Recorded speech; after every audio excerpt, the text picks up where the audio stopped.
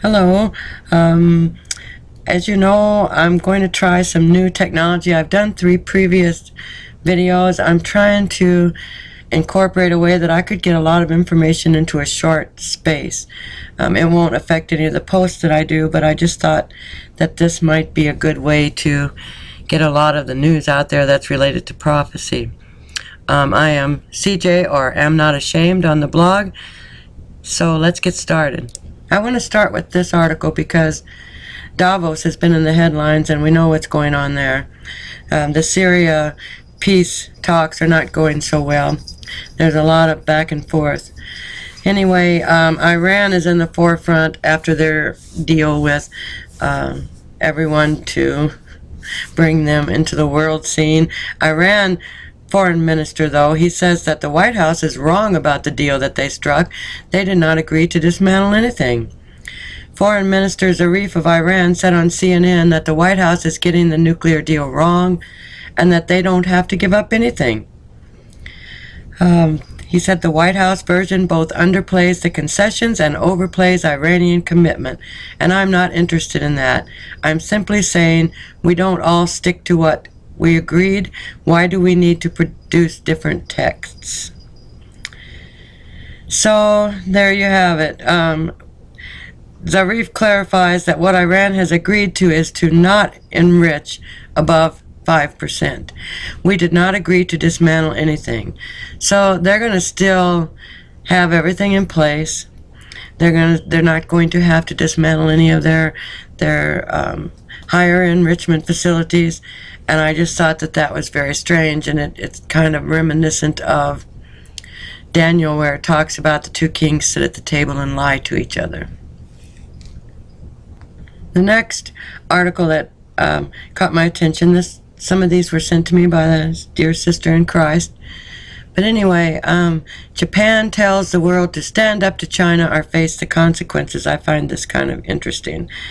In Davos, he made a speech and told the world that it must stand up to an increasingly assertive China or risk a regional conflict with catastrophic economic crises and consequences. And this was the Japanese Prime Minister Shinzo Abe, and he issued what amounted to an appeal for international support in a potentially explosive dispute with its superpower neighbor over islands in the East China Sea. We must restrain militarily expansion in Asia which otherwise could go unchecked, Abe told the annual meeting of global businesses and political leaders, which Chinese Foreign Minister Wang Yi is due to attend on Friday. If peace and stability were shaken in Asia, the knock-on effect for the entire world would be enormous, Abe added. So, you know, I know that Japan has its own interest to warn the world, but China is they've made a power grab over a lot of finances and a lot of the world. They're even in South Africa, making deals for the minerals there. So, you know, some of his words the world might ought to listen to. This next video, I thought, goes along with how far the world is sliding, especially America, into wickedness. And, you know, America, you may have a new Sodom and Gomorrah, it says. The 2 least Bible-minded cities in the United States are the adjacent metros of Providence, Rhode Island, and New Bedford, Massachusetts. This is according to a study out from the American Bible Society. The study defines Bible-mindedness as a combination of how respondents read the Bible and how accurate they think it is.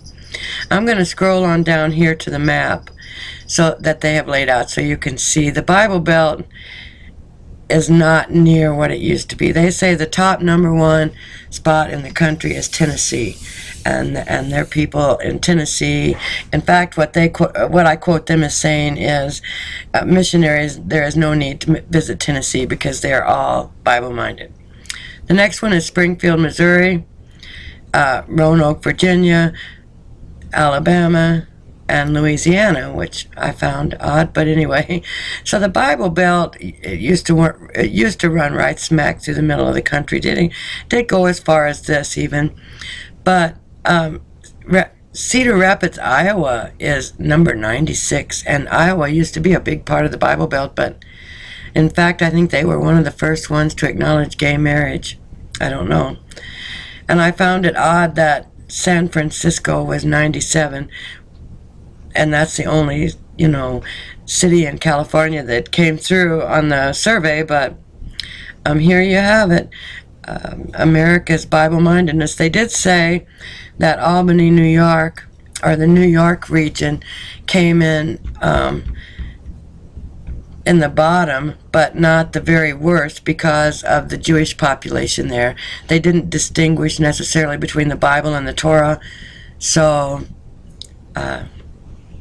they think that the Jewish population saved New York from being the worst place. I just thought that was rather strange and thought I'd share that with you. And this one is from Debka. I posted on the terrorist plot that the Shin Bet, Israel Security Agency, stopped on the U.S. Embassy in Tel Aviv. But I thought this was interesting. They're saying that Zawahiri plotted the Palestinian Caucus terrorist attacks on U.S. Embassy and the Jerusalem Convention Center.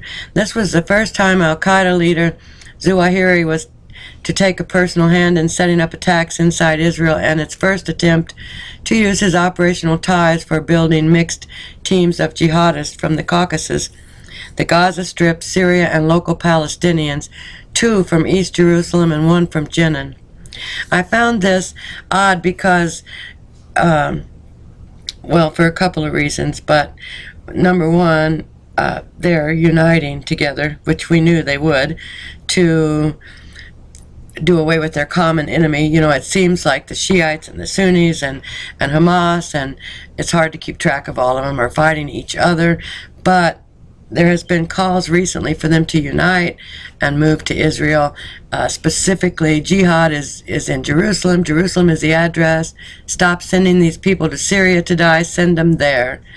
So that's another reason why I found this was a very strange thing. And of course, our president says that Al-Qaeda is decimated, but this shows that they are not, and they are still uniting together as one to do away with their common enemy, which is Israel and the United States. Suicide bombers were to storm the U.S. Embassy in Tel Aviv or blow themselves up at the entrance to the building. This attack was to be coordinated with a simultaneous shooting attack on buses plying the Mela Adumim Jerusalem line. Suicide bombers clad in explosive vests were to stage a double attack on the Jerusalem National Convention Center, one blowing up the Cabinet building and the second detonating a truck bomb outside against the responders to increase the casualties. This is just pure evil. It's not enough to blow yourself up and kill who knows how many people, but they had someone standing by for when the first responders got there to help those that were injured or killed, to kill them. This is pure evil. It's just amazing. Here's some more information about what's going on in California right now. The worst drought in the history of California is happening right now. 2013 was the driest year ever recorded in the state of California. And it says, and did you know that so far this is the driest January that the state of California has ever experienced? It's just, I don't know what's going to happen to our crops. Our prices in the food, our food is going to go sky high with this drought. It says the state produces 99% of the artichokes grown in the U.S., 44% of asparagus, a fifth of cabbage, 2/3 of carrots, half of bell peppers, 89% of cauliflower, broccoli, celery, leafy greens, 90% of lettuce. So, it's going to be very, very hard to eat healthy this summer, not to mention the prices of our food that's going to skyrocket. As for fruit, I get that 86% of lemons and a quarter of oranges come from there. It's just amazing. In other words, the rest of us are extremely dependent on the fruits and vegetables that the state of California grows. It's not going to be pretty. And I thought that this was very interesting, considering that it's a drought of biblical proportions, one that will affect the whole country, not just a state. It says all over the state, reservoirs are approaching dangerously low levels. In fact, at one reservoir near Sacramento, water levels have dropped so low that old buildings from a gold rush town have appeared. That's just amazing. They're going to be short of water. I really feel for them. This next one I thought was very interesting. It says winds of change are shifting in Arabia. We've tried to cover in the past post that shows the Arab Spring and exactly what they're trying to do. What I want to point out with here, though, is throughout the years of the Cold War, the oil-rich kingdom of Saudi Arabia was the stability that kept the tumultuous Middle East in check. The kingdom counted on silent diplomacy and staunch U.S. support for its security. And as one of the major oil-producing countries in the world, a stable Saudi Arabia meant a stable oil market. Indeed, rarely did a Saudi member of the royal family or the government make a public statement having to do with another country's internal affairs. Saudi Arabia is getting extremely worried about what's going on in Syria. Iraq, they're back into a civil war, and their oil is not stable either. No sooner had the Saudis distanced the Sunni threat that they began to feel the rise of a new menace, one coming from the Shiite side. Iran, a majority Shiite country, has much influence over parts of the Arab world through the Shiite community.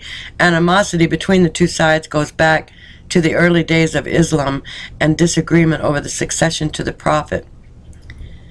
When Bahrain, with which Saudi Arabia is connected, was about to give in to demands from the Shiite community, who make up the majority of the island's population, and appoint a Shiite prime minister, Saudi Arabia and others from the Gulf Cooperation Council countries stepped in and dispatched armed troops to put down the rebellion.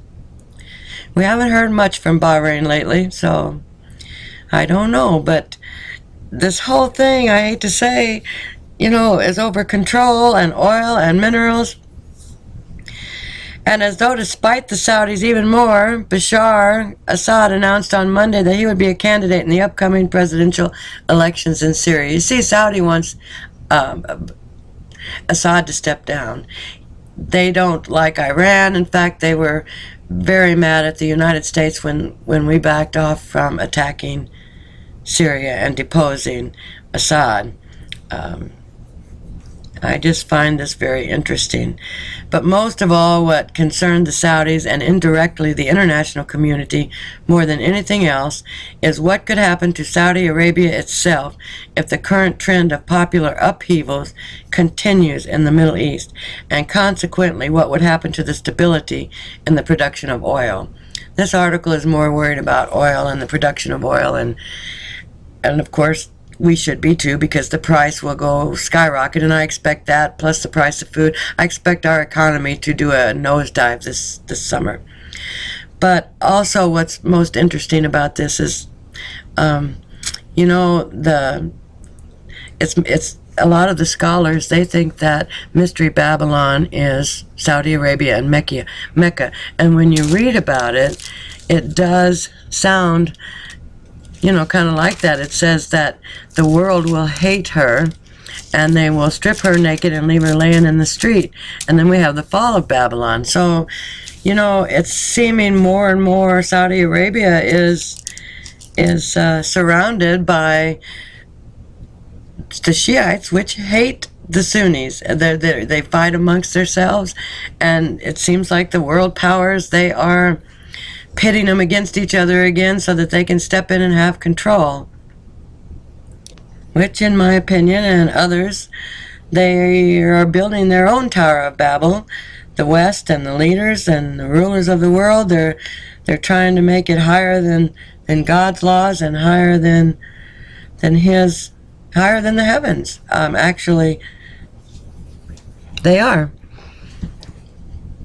I did a post on that this morning, and it's titled, "Is the Arab Spring Prophesied in the Bible, and is it relevant?" I'll let you read through it. It's got some very, very good information in it. And it is prophesied in the Bible. There are distinct snapshots from at least 3 places in the Bible that describe what is happening and what will happen in the near future. Genesis gives us the genealogy of the players and even lays out geographic references. So I'll let you read through that, but I feel like it does show what's going on, and the towers that they're building and the lies and the deals that they're making in secret. It's coming rapidly to a head. This one I saved until last. This one actually angered me, broke my heart, and thought, what in the world have we become? Indian woman says gang raped on orders of a village court. A 20-year-old woman in eastern India was gang raped by 13 men on the orders of a village court as punishment for having a relationship with a man from a different community, a senior police officer said on Thursday. The woman, who is now recovering in the hospital, told police she was assaulted by the men on the night of January the 20th in Birbhum district in West Bengal. Police said that her male companion was tied up in the village square while the assault on the woman happened in a mud house. They arrested all of the 13 men, including the village chief who ordered the gang rape. The accused have been produced in court, which remanded them to jail custody. This is outrageous. This is totally outrageous. India has toughened their laws on sex crimes, but it's just outrageous. The West Bengal victim's family told media that she was assaulted because the court believed she had violated the rules of her tribe by falling in love with a man from another community. Human rights groups say diktats issued by kangaroo courts are not uncommon in rural religions. In northern parts of India, illegal village councils known as, I'm not even going to try to pronounce that, act as a de facto courts settling rural disputes on everything from land and cattle to matrimony and murder. But such councils are coming under growing scrutiny as their punitive edicts grow more regressive, ranging from banning women from wearing Western clothing and using mobile phones to support child marriage and sanctioning the lynching of young couples in so-called honor killings. We are seeing more and more of this Sharia law, this type of village tribal law that's being instituted. It's just, I don't know why the court systems aren't paying more attention and why the world isn't paying more attention. This is absolutely horrendous. That's all I have for right now. I'll try to do these every so often if I get a lot of information like that won't be easier to do in a video than it is to put into a post. In the meantime, stay prayed up, packed up, and ready to go.